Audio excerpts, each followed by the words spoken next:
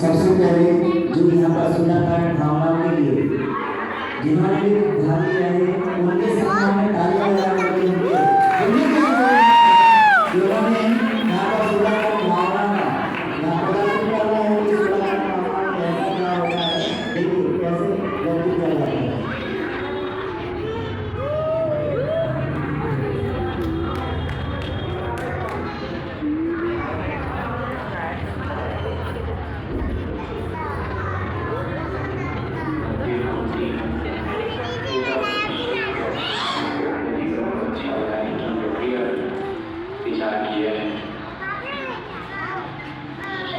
वैसे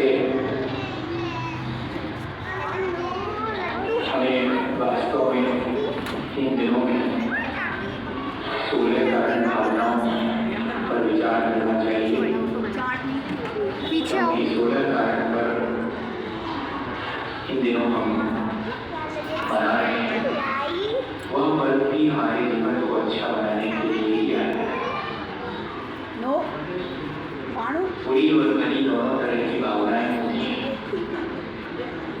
और जैन दर्शन तो भावना प्रधान ही मानते हैं। 5 महाव्रतों को स्थिर रखने के लिए हर एक महाव्रत की 5-5 भावनाएं कही गई। संसार से विरुद्ध होने के लिए 12 भावनाएं और वैराग भावनाओं का चिंतन किया गया। लेकिन इन सब के तीर्थंकर बनने के लिए अपने आत्म कल्याण के साथ साथ लोक कल्याण करने की इसको पीछे करो। यह बात आचार्य भगवंतों ने विशेष रूप से 16 कारण भावना के रूप में कही है। ये 16 भावनाएं हैं जो कारण बनती हैं तीर्थंकर प्रकृति के संचित होने में। सारी हम देखें कि वे 16 कारण भावनाएं कौन सी हैं, तो सूत्र जी के सूत्र में दर्शन विशुद्धि विनय संपन्नता शील प्रत्येष नति जागो तीक्ष्ण ज्ञानो वियोग संवेदो शक्ति त्याग कृषि साधु समाधि वैया वृत्तकरण मार्गाचार्य मोक्ष प्रवचन भक्ति आवश्यकता परिहाणे मार्ग प्रभावना प्रवचन वत्सल तीर्थ सर्वस्व। ये 16 कारण भावनाएं तीर्थंकर नाम धर्म के अर्जित करने में, ये संचित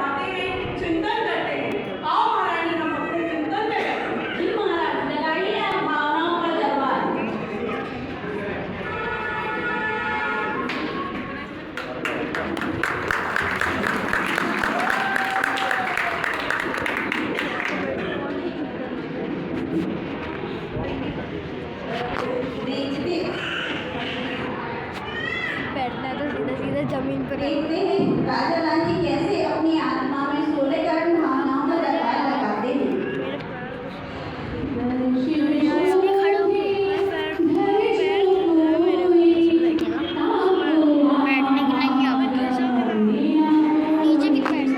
मैं हूँ दर्शन विशुद्धि भावना।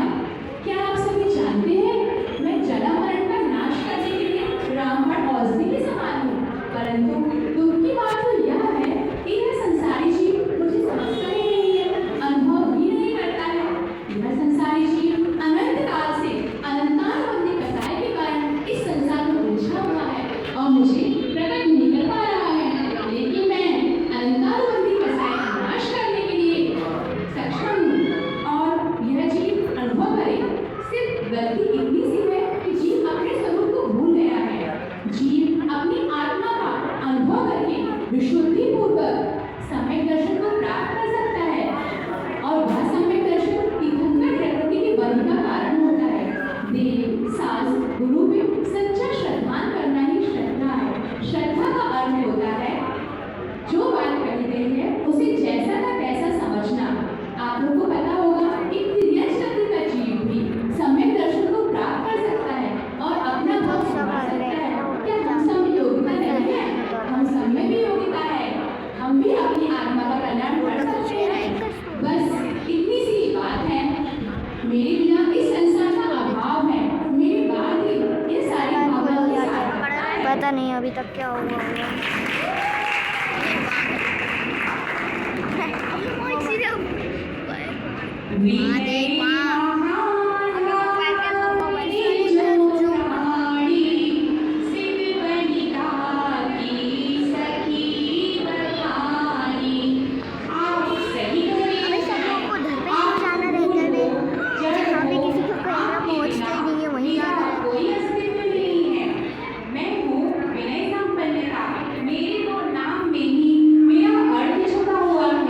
विनय का अर्थ होता है आदर करना।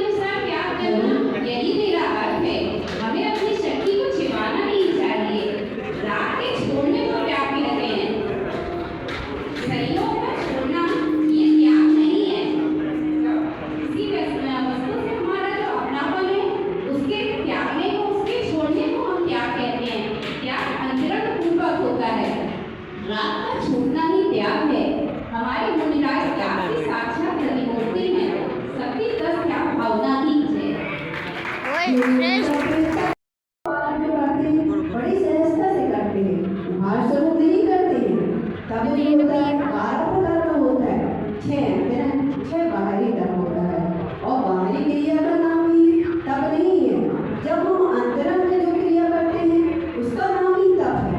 तब से हमारी कर्मों की निद्रा होती है और तब से ही हम निर्माण को प्राप्त करते हैं। तब से हम इच्छा का निरोध भी करते हैं और तब से हमें मन के जो विकार होते हैं वो दूर होते हैं, इच्छाओं का निरोध किया जाता है और जो हमारे मन की चंचलता होती है वह तब से ही दूर होती है। जिस प्रकार की सोने को शुद्ध स्वरूप देने के लिए तपाया जाता है, उसी प्रकार हमें अपनी आत्मा को शुद्ध स्वरूप में पहुँचाने के लिए उसको तो तपाना ही पड़ेगा। चेतन रूप से तपना ही तप कहलाता है और कर्मों की निद्रा ही तप कहलाती है। जैसे कि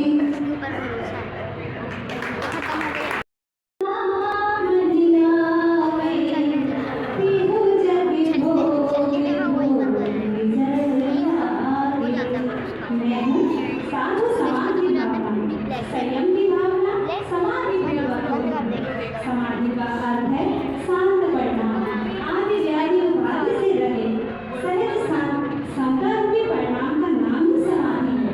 मुनिराज समाधि में जीवन जीते हैं, उनका निरंतर जीवन समाधि में होता है। उन्हें किसी से कोई फर्क नहीं पड़ता कि कोई उनकी निंदा कर रहा है या कोई उनकी प्रशंसा कर रहा है, वे केवल समाधि में जीवन में व्यस्त रहते हैं। यही संतानों की समाधि है जिससे तीर्थंकर का प्रकृति का बंध होता है। यदि हमें अपने लक्ष्य को पूर्ण रूप से प्राप्त करना है तो हमें समाधि में जीवन जीना होगा, अपने परिणामों को शांत और सहज रखना होगा। समाधि केवल एक दिन की नहीं होती, यह जीवन पर्यंत चलती है। उनकी सारी समाधि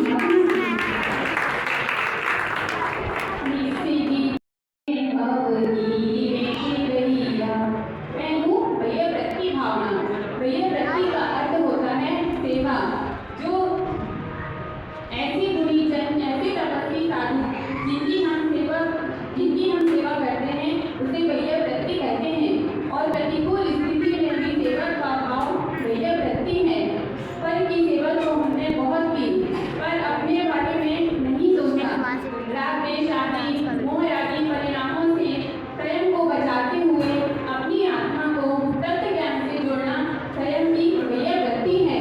हमको नरक और निगोद के कष्टों से भी बचाना स्वयं की प्रियव्रति है। इसी तरह श्री कृष्ण ने साधु महाराज की सेवा ईधंकर प्रकृति का बंध किया था। बोले प्रियव्रति भावना की जय।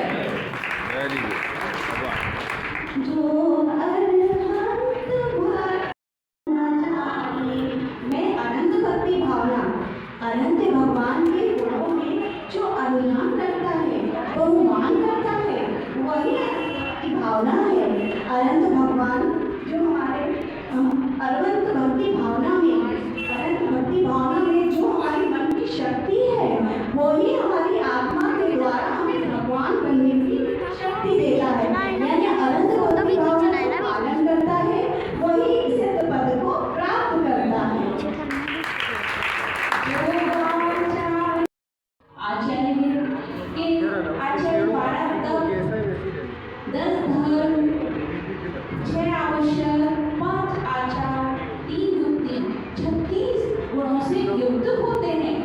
आचार्य रत्नात्रय के धारी होते हैं पर सदा आत्मा में लीन रहते हैं, अपने स्वरूप का चिंतन करते हैं, अपनी आत्मा का ध्यान करते हैं। हम आचार्य भक्ति और आचार्य श्री की जय।